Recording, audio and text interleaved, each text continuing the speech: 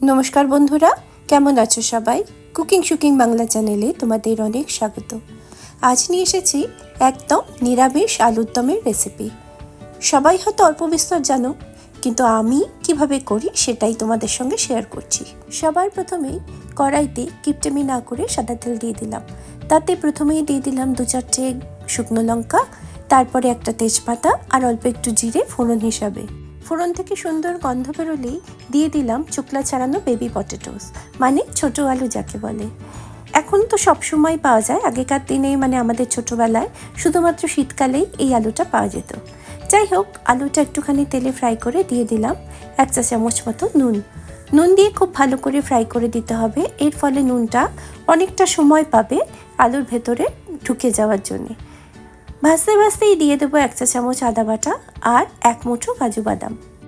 আলু আর কাজু বাদাম ভাজা হয়ে যাবে তখনই বুঝতে পারবো যখন তাতে হালকা একটু রং চলে আসবে। তখনই দিয়ে দেবো 1/2 কাপ টমেটো পেস্ট, আর তার সাথে সাথেই দিয়ে দেবো 2 চা চামচ ধনে গুঁড়ো, 1 চা চামচ জিরে গুঁড়ো আর 1 চা চামচ লঙ্কা গুঁড়ো। আর এর সাথেই দিয়ে দেবো 1/2 চা চামচ মতো হলুদ গুঁড়ো। রান্নাটা কিন্তু অতি সহজ, সমস্ত ঘরোয়া উপকরণ দিয়ে তৈরি হয়, কিন্তু স্বাদ হয় একদম দুর্ধর্ষ। সমস্ত ড্রাই মশলা দেওয়া হয়ে গেছে, এবার কষানোর পালা। ততক্ষণ কষাতে হবে যতক্ষণ না তেলটা কড়াই থেকে ছেড়ে যায়। প্রয়োজন হলে অল্প অল্প গরম জলের ছিটা দেওয়া যেতেই পারে। মিনিট 5-7 মধ্যেই দেখবে কষানো হয়ে যাবে। তখন দিয়ে দেব 50 গ্রাম মতন টক দই।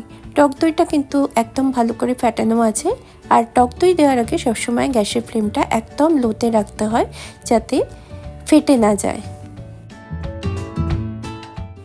এখন ততক্ষণ কষাতে হবে যতক্ষণ না টক দই থেকে একদম কাঁচা গন্ধটা চলে যায়। তারপর দিয়ে দিতে হবে মাপ মতন গরম জল। ছোট আলু কিন্তু সেদ্ধ হতে অনেকটা সময় নেয়। আমি যেহেতু আজকে কড়াইতেই করব ঠিক করেছি, সেই জন্য জলের পরিমাণটা অনেকটা বেশি রেখেছি। গ্যাসের আঁচটা মিডিয়ামে রেখে প্রায় 30 মিনিট ধরে আমি এটাকে করলাম। তোমরা দরকার পড়লে জল দিয়ে পুরো ব্যাপারটা প্রেসার কুকারে শিফট করিয়ে দিতে পারো। আলু সেদ্ধ হয়ে গেলে দিয়ে দেবো 1 চা চামচ চিনি, তবে এটা কমপ্লিটলি অপশনাল, কিন্তু নিরামিষ রান্নায় একটু মিষ্টি স্বাদটা ভালো লাগে।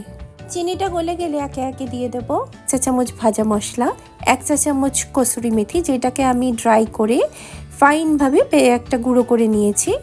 সেগুলোকে ভালোভাবে মিশিয়ে দিয়ে দেব 1 চা চামচ ঘি, আর তার সাথে দিয়ে দেব অনেকখানি কুচনো ধনেপাতা। ব্যাস, রান্না আমাদের রেডি। গরম গরম সার্ভ করতে পারো রুটি, পরোটা, নান, কিংবা নিরামিষের দিনগুলোতে খিচুড়ি ডালের সাথে। দারুণ লাগবে, সত্যি বলছি। পাশে থেকো, সাথে থেকো বন্ধুরা। দেখা হচ্ছে অন্য কোনো রেসিপির সাথে। ততদিন ভালো থেকো, সুস্থ থেকো, সাবধানে থেকো। Thank you for watching and bye for now.